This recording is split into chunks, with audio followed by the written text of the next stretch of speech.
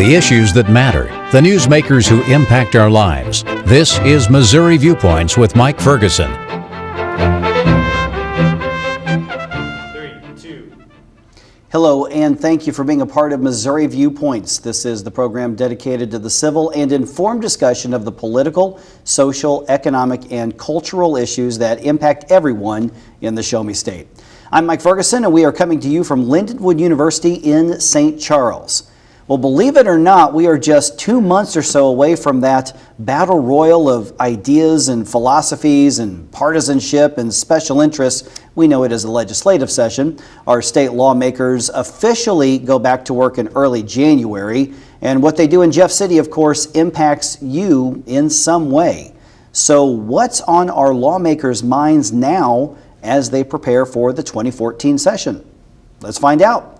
Democrat Vicki England represents the 94th District, which is in the St. Louis area. Representative England, welcome to Missouri Viewpoints. Great, thanks for having me. Now, we're doing this type of program about once a month leading up to the legislative session because I want to keep those issues front and center on everybody's mind and keep us talking about it. And I'm careful to stress you officially go back to work in January, but let's be really honest, the preparation and the politics never really stops anymore, does it? No, it's kind of a 24/7 endeavor. You know, we have a lot of issues that kind of were unresolved from last session. We've got a lot of things in the federal spotlight that impact us here in Missouri, and so I hear from constituents on just about a daily basis as to what types of things we need to be focused on in Jefferson City. Let's start with what you just mentioned there, kind of the unresolved things, the things that are likely to come back up, and the Republicans are promising some form of a tax cut bill will be back. The last one, by all accounts, was a mess. Ended up leading to its demise. Republicans and Democrats both on this program have said, yep, all kinds of drafting errors. Republicans said, we'll fix it in the next session. Well, they're going to have to start over. Is there a place for a tax cut in the state when it comes to business and personal income at this point in our economy? You know, I think our economy is one of those things that's not quite on life support right now, but it's slowly getting off of life support. We have to be very cognizant of exactly what Missouri state government's role is. And one of the most important things that we do at the state level is pay for education. So, you know, we have not seen the education formula fully funded, I think, ever. We haven't been giving the schools and the children what they need, and I'm also on my local school board as well, so this is an issue that's very near and dear to me. We currently don't have enough money to pay for those bills. So I don't see how we can cut taxes at this time. I think there might be some creative ways we could come up with actually prioritizing the things that we need to prioritize in order to make sure our state runs smoothly. Now, you've heard the statements from the Republican leadership. Their statements have been the legislature has funded education, the governor withheld it. They're blaming the governor, not the legislature, on it. How do you see that? You know, it's part of the political world that we live in. You know, there's always going to be someone blaming someone else. Unfortunately, the way that our legislature is set up right now, we don't have a whole lot of time as professional people to really take a look at these public policy issues and come up with a long-term solution. You know, we have term limits, and so if you were in your field or any other field and after 8 years your boss said, all right, you know what you're doing, now it's time to leave, you know, I think a lot of people would really understand why we in Missouri don't really come up with those public policy discussions from a let's take a long-term perspective. Let's really get into the nitty-gritty details of how we run the state. When you're in there for just a few years, a lot of our proposals tend to be not extremely sufficient to fix the challenges we have. And as a result, you kind of hear the blame game because no one's really showing that leadership we need to get the job done. Now, one of the related issues to the tax rate issue would be the tax credits. It seems like, especially the last few years, somebody's talked about tax credit reform. People are always talking about tax credit reform. No state's going to get away from incentives or tax credits altogether. But do we need some sort of reform? And if we do, how would you like to see the state approach tax credits? Well, there are certain ways that the state can and should be run like a business. You know, I don't know, I'm a small business owner myself.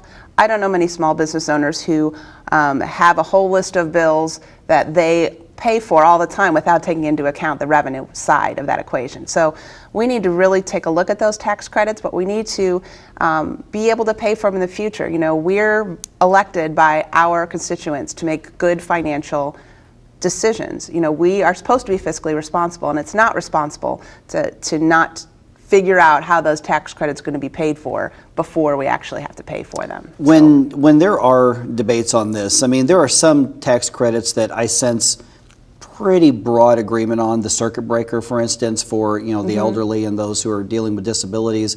Other ones, when it comes to for instance, the movie tax credit, the film tax credit, things that tend to be very controversial. We seem to run into issues where the local representatives that are impacted can hold up reform for everybody else. To some degree, that's what representative government is all about. That's what a republic is about. In other ways, it's a matter of nothing getting done in the eyes of the public.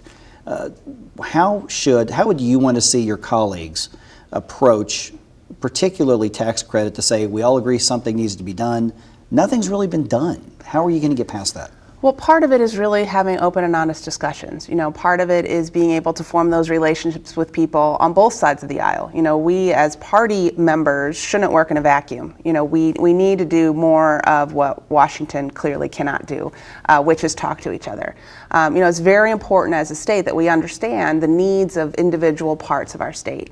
And I think by coming up with a long-range plan of saying, look, these tax credits are important. I mean, that's what a budget does. A budget doesn't say that, well, we're never going to pay for these things. It's a prioritization of, we have this much income, let's prioritize what we can do, much like a family budget would be. You know, we want to be able to do everything and help everybody and please everybody, but when we're in these financial times, we have to prioritize. So, you know, if you take a look at a long-range plan and say, look, you know, this particular program, such as Parents as Teachers, was cut a few years ago.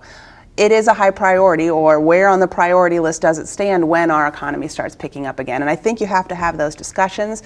You know, those types of things are not easy. It's a give and take.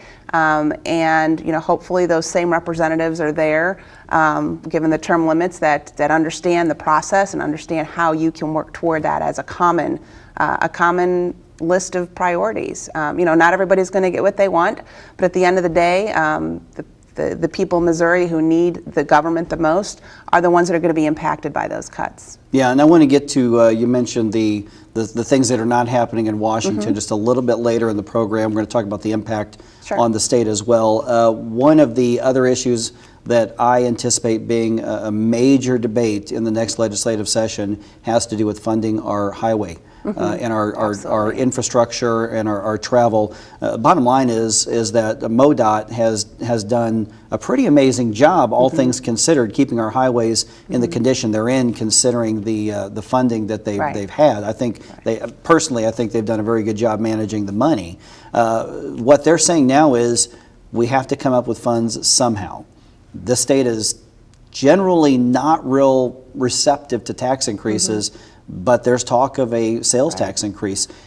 How do we fund the improvements needed to our highway system? And do we just have to bite the bullet and take a tax increase? Well, again, I mean, it talks about priorities. You know, our roads are something that, whether you own a car or not in the state, which a lot of people do, but even if you don't own a car, you are still dependent on those roads to get the groceries to the supermarket where you go.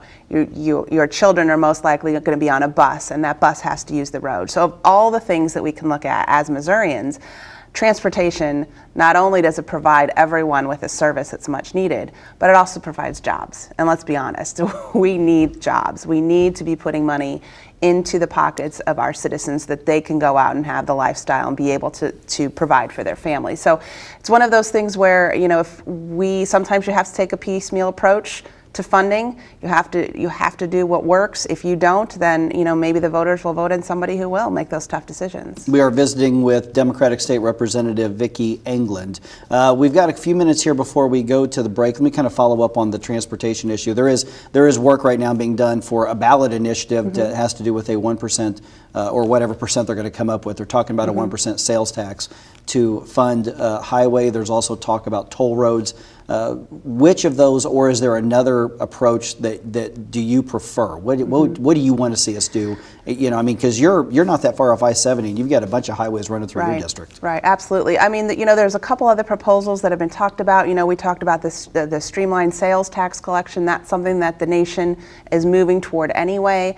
You know, I think you have to be very careful with sales tax. I mean, we know that in an economic downturn, people aren't spending as much money, so we have to take a very guarded approach to how much revenue can we actually generate on a sales tax. At the same time, you know, that's something that everybody also buys stuff. So, I mean, I think that's probably the best way to go. The toll road, it's such a foreign concept to people who live in Missouri. I know they have them in other states. I don't think we're necessarily ready for that. But at the same time, if the sales tax isn't going to go through, you know, as a legislator, I feel like my job is to make tough decisions. I feel like that's why I am voted into office. That's why people trust their leaders, hopefully, to make those tough decisions. And that's why we're here, is to try to do what we think is best, using data, using all the information we have at hand to make sure that we can fund those projects that desperately need to be funded. Here in a few minutes, I want to also explain what that streamlined tax is, because I think people hear about it, but I don't think they really understand how it would impact them or how it will impact them. So I want to get into that. And also with the whole situation in Washington, whether you're Republican or Democrat or none of the above, this is going to have a big impact on our state economically and in many, many other ways.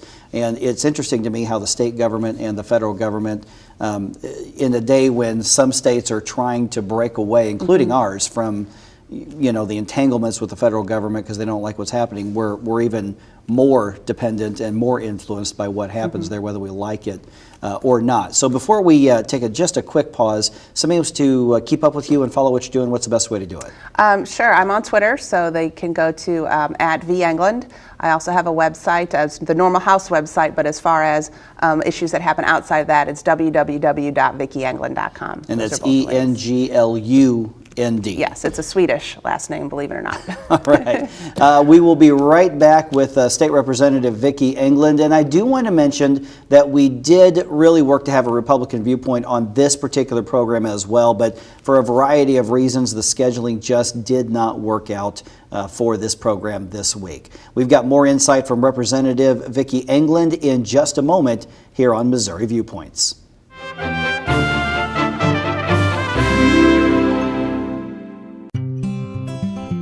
NFC, AFC, offensive linemen, defensive tackles, quarterbacks, and cornerbacks are all living united to ensure the academic success of millions of kids in our communities all the way to graduation day. But that won't happen without you. So take the pledge at unitedway.org. Make a difference in the life of a child. Suit up like your favorite NFL players and become a volunteer reader, tutor, or mentor with United Way.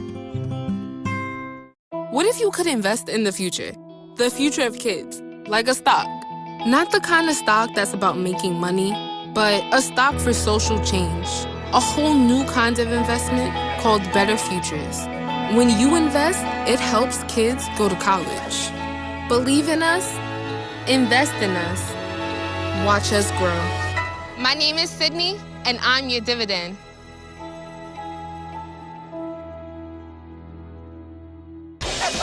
Adopting a new pet is a rewarding experience. And shelter pets make super pets. Your new best friend will steal your heart, bring you happiness, and enrich your life for years to come. You can make a difference in the life of an animal. Adopt and bring home a shelter pet today. To find out more, visit theshelterpetproject.org. You wouldn't let money just blow out of your house. So when your AC or heater is on, make sure the doors, windows, and fireplace flue are shut tight. If you're headed out, turn down the AC or lower the heat by 10 degrees.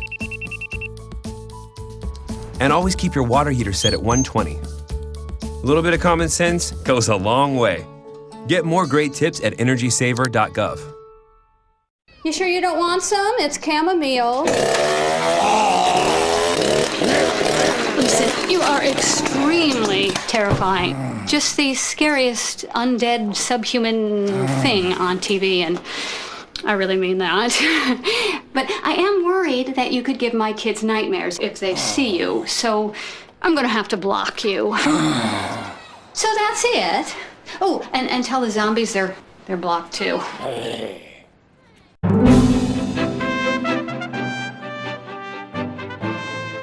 Thank you for staying with us on Missouri Viewpoints. I'm Mike Ferguson, and I would love to connect with you on Facebook. So the next time you're on social media, be sure to look up this show's page. Just search for Missouri Viewpoints, click like, and get involved in the discussion. Representative Vicki England is with us today as we look ahead to the next legislative session. Representative, thank you for staying with us. Sure, absolutely. Right before we took that pause, you mentioned the streamlined sales tax. This deals with online purchases. Kind of just explain what that is and the way it would change things for people, because I do a lot of shopping online myself. Well, and I'm an eBay seller myself, so my small business deals with this every day. Basically, when you take a look at it, shopping online is great. I mean, you can go directly where you want to go, you can get the product you want, you click it, you put in your payment information, and the item comes to you. The way that we're set up in a lot of our communities here in St. Louis especially, we have a lot of small businesses who also provide the goods and services that you can get online. Now, if you buy that item from someone out of state, you don't pay that sales tax. And what happens is more and more people are doing that. They like the convenience, they like the ability to be able to get what they want when they want it. Our small business owners, however, if you were to go buy that same thing at your local shopping mall, maybe a smaller vendor, they are going to charge that extra sales tax. And so what's happening is fewer and fewer people are buying local. They are circumventing the local folks, and therefore those folks their businesses are being affected greatly. And as a small business advocate, I actually serve on Small Business Regulatory and Fairness Board as their chairman. We really don't want that to die. We don't want our local small businesses, especially in St. Louis. We have a lot of small businesses that are family-owned small businesses. They've been around for generations and generations, and before the internet came, they were doing just fine. What we hope to do is to even that playing field, and that's what the streamlined sales tax collection would do. It's already the law in several states. Basically, it would form a consortium of states that eventually would be nationwide, but it would make it an even playing field and allow taxes to be collected on every purchase online so that those small businesses are not given a disadvantage. And they really shouldn't be disadvantaged. They shouldn't be penalized for being in our community, for employing the people in our communities, for giving jobs to people over all those years.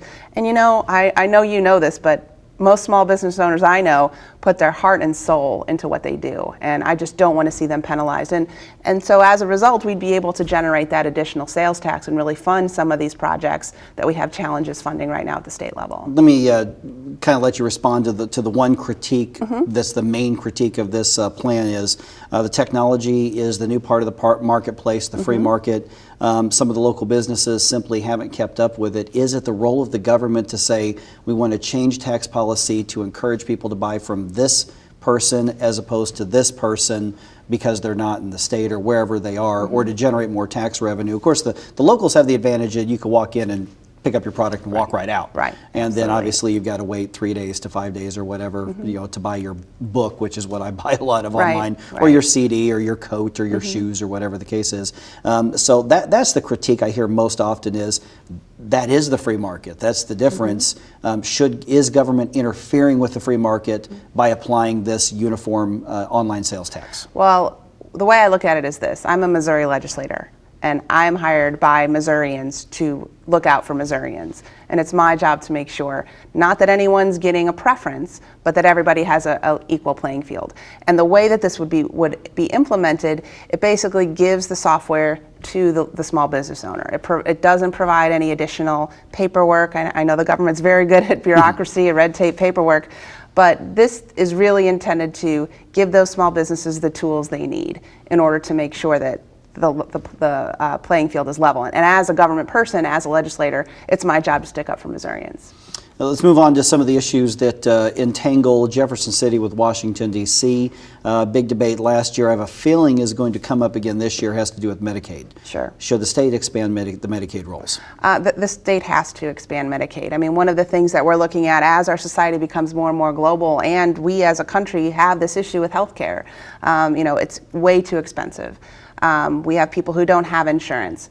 If we need to move forward and be able, again, to help Missourians. And there's a group of Missourians who don't have health insurance, who need it, and we have the ability to provide it for them. It was an issue that didn't go over so well this last legislative session. In the interim, there have been committees that have traveled all around the state to gather input from Missourians. And that's another thing that we in Jefferson City don't necessarily do a good job of. When we sit in Jefferson City, we expect everybody to come to us and to tell us what they're thinking. Not only has this Medicaid Transformation Committee gone out into the communities, I also sit on the House Interim Committee for Elementary and Secondary Education. We did a tour around the state. And so we're hearing Missourians tell us we need this expansion.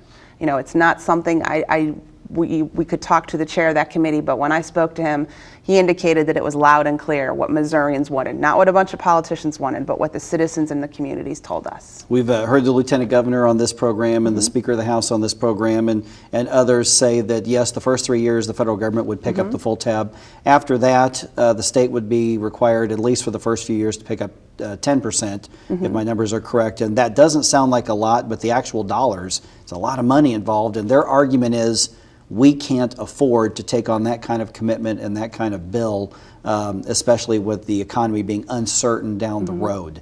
How can we afford that expansion? Because I've heard numbers from 250,000 to upwards of 700,000 people in the state being added to the system. And if we don't know how many people are going to be added, how can we know that we can budget for it? Well, again, a budget is a list of priorities. As a legislator, there are no easy decisions that I make at any given time in my career.